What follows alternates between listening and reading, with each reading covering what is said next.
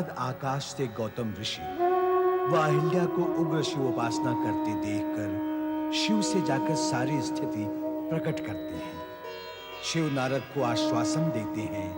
तपस्थल पर ऋषि पत्नियां दोनों पर पत्थर बरसाती हैं जो फूल बन जाते हैं।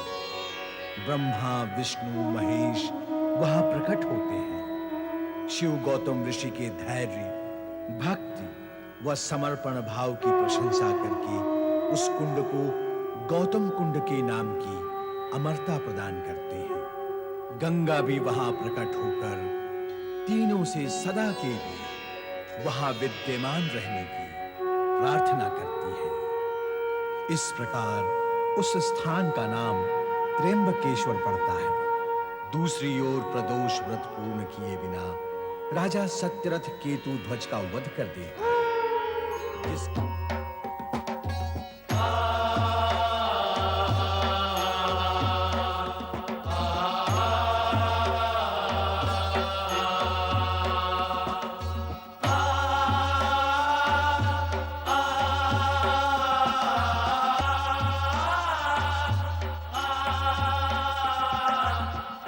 पति परमेश्वराय नमो नमः।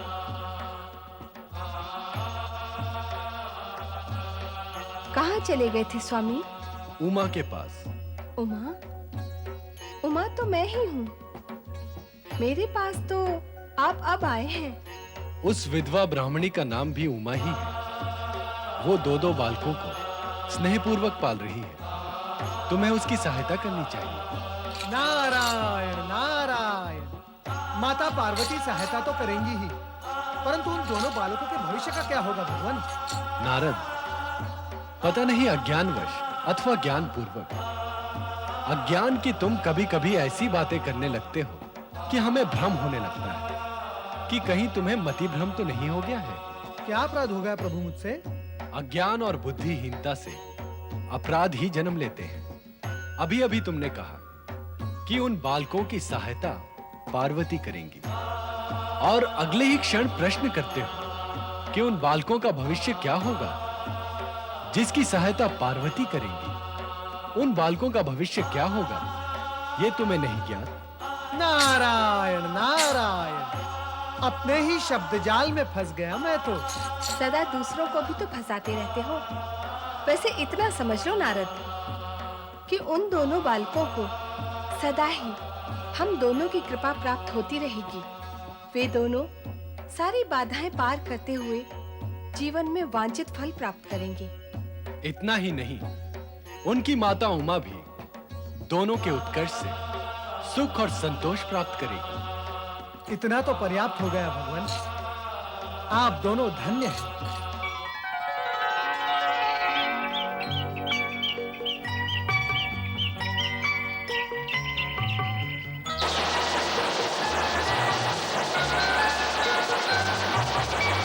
आजा आजा आजा आजा आजा सुचिव्रत आजा आजा आजा।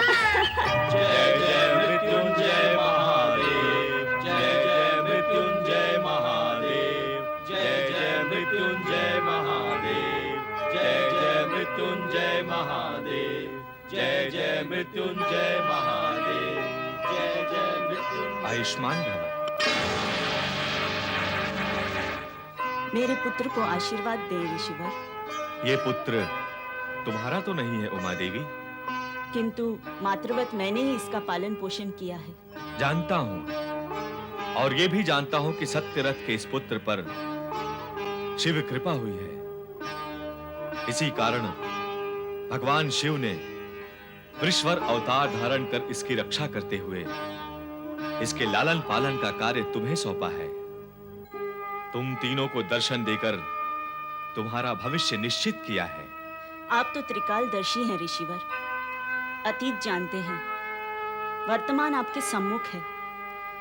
कृपा कर इस बालक का भविष्य बताएं। देवी उमा, इसका भविष्य बताना नहीं, बनाना है, और वो भी तुम्हें बनाना है। मुझे भविष्य बनाने का सामर्थ्य मुझ में कहाँ है ऋषिवर?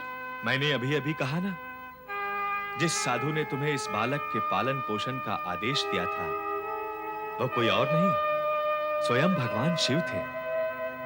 वृषवर अवतार के रूप में उन्होंने केवल तुम्हें दर्शन ही नहीं दिए, सामर्थ्य भी दिए। तुम्हें उनकी कृपा प्राप्त है। तो मुझे क्या करना होगा ऋषिवर? शिव की कृपा प्राप्त इस बालक का भविष्य उजागर करना है। पर कैसे? सुनो उमा देवी, इसके पिता सत्यरथ पर शिव प्रकोप के कारण संकट आया और यह अनाथ हो गया, किंतु इस पर शिव की कृपा थी, इसलिए यह अनाथ होकर भी इसका पालन पोषण तो अवश्य हुआ है, परंतु यह अपने राज्य और वैभव से अब तक वंचित है। उसकी प्राप्ति का उपाय बताए ऋषिवर। शिव प्रदोष पूजन के महत्व को जानकर उसे नियम पूर्वक पूर्ण करना होगा।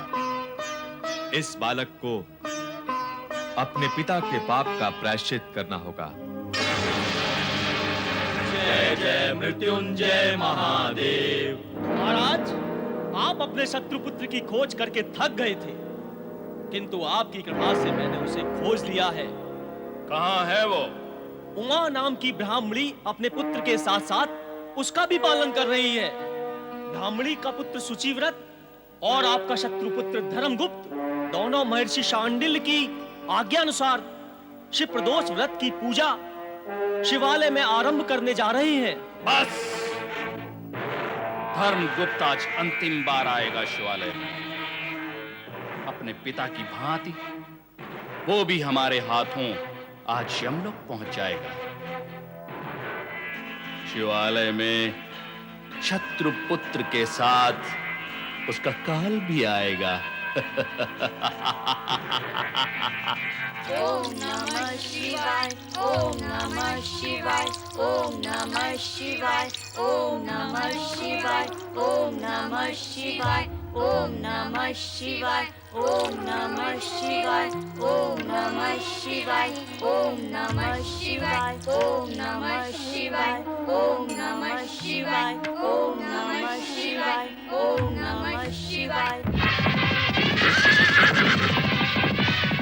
ओम नीलकंठाय स्वाहा, ओम मृत्युंजयाय स्वाहा, ओम महावीराय स्वाहा, ओम रुद्राय स्वाहा।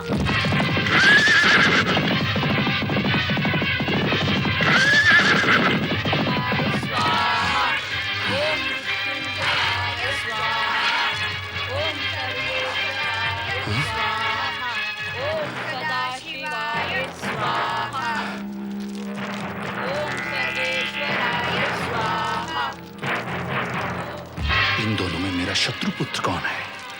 कैसे पहचानूं मैं उसे? ये कैसी दुविधा है? इस दुविधा को समाप्त करने के लिए मैं इन दोनों को ही समाप्त कर देता हूं।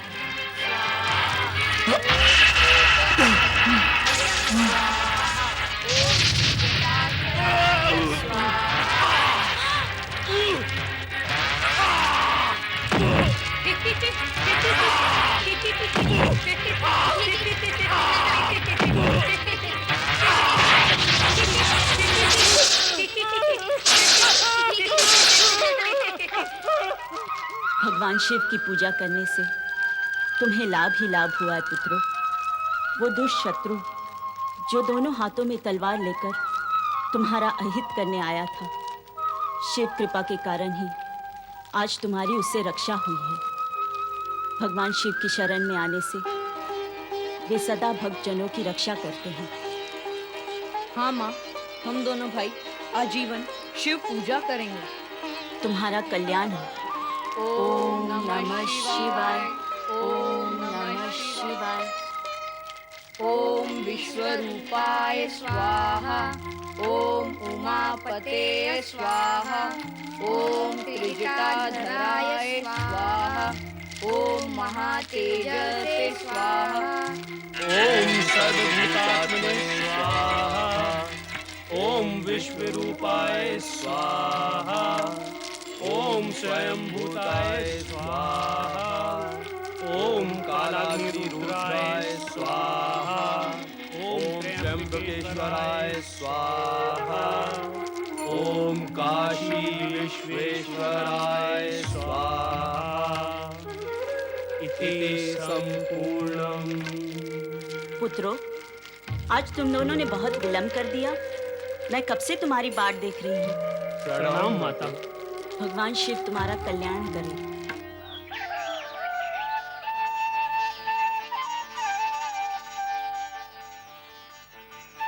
प्रिय धर्मगुप्त, महर्षि शांडिल्य के कहे गए वचन तुम्हें स्मरण है?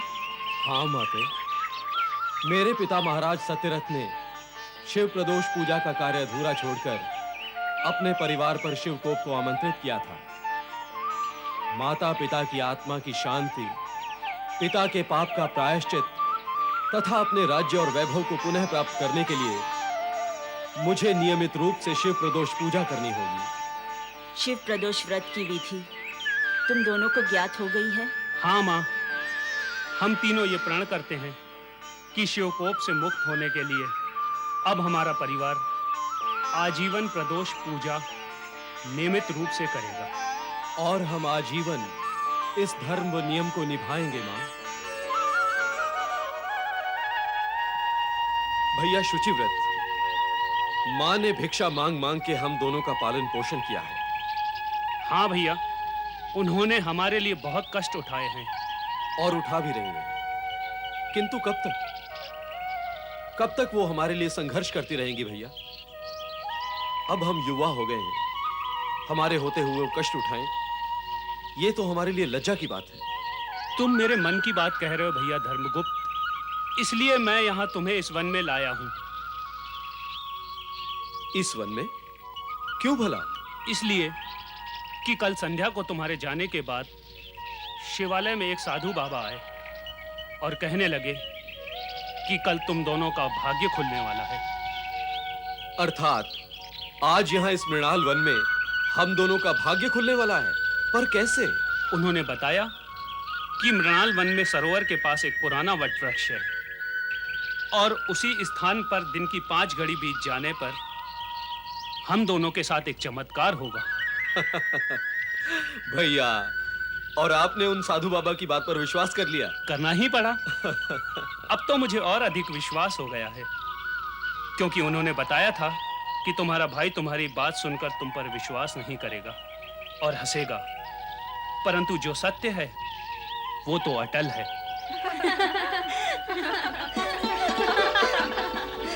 वो देखो, एक चमत्कार तो हो गया। अब तुम इधर जाओ, मैं वट वृक्ष वाला चमत्कार देखकर आता हूं।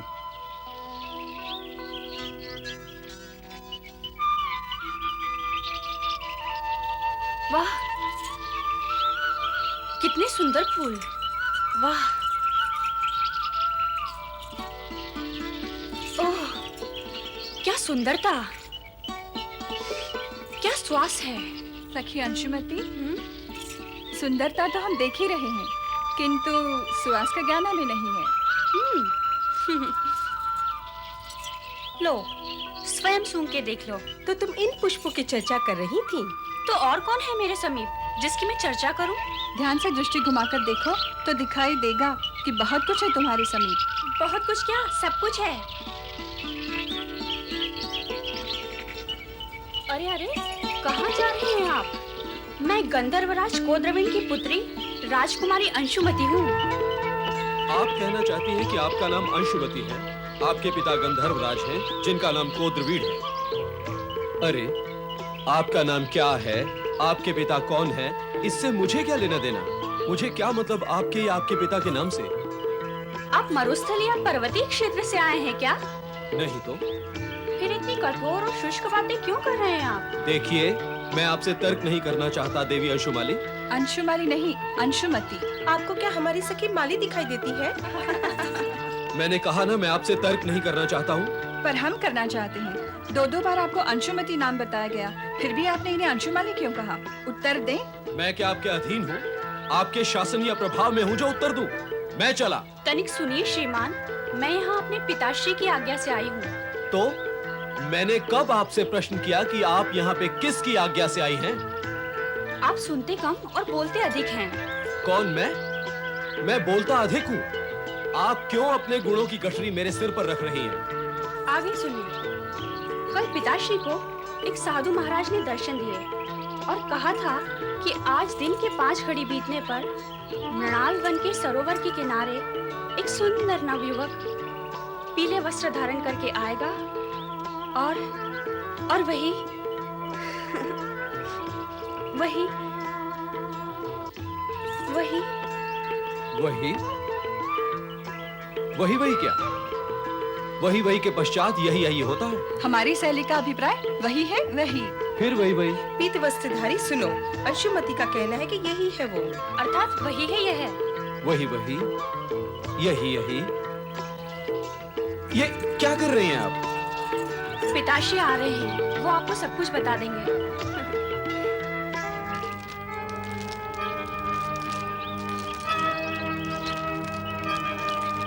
मिल गया, वट वृक्ष मिल गया। यही है वो पुराना वट वृक्ष। अब देखता हूँ कि साधु बाबा क्या चमत्कार दिखाते हैं।